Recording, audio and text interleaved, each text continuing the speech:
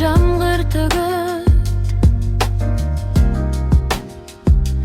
жүрегімді ұшырмын қайра бөліп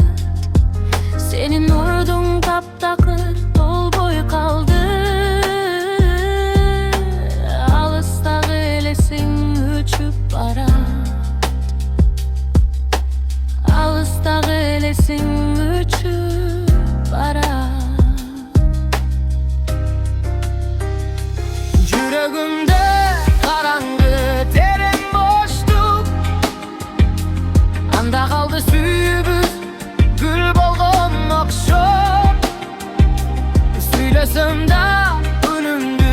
ешкім ұқпай жалғыздықтың сазына батып барам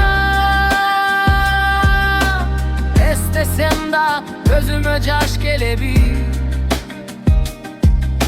бұл бақытта бұл дартты айықтырбай беле сенсіз өткен ар бір күн азап екен бұл боштықтың түбіне өзім батам düşümde de görünbey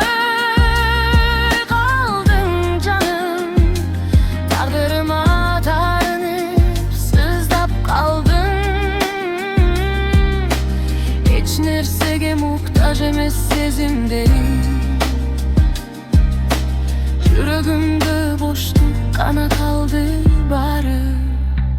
Yüreğimde karangı terin boşluk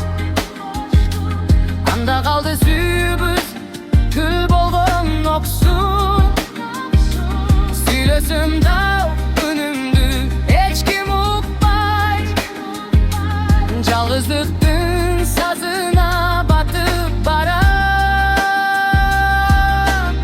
Estesem de gözüme jaş gelebi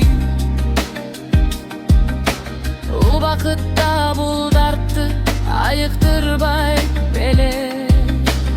Estesem de gözüme jaş gelebi O baqытта бұл дартты айықтырбай беле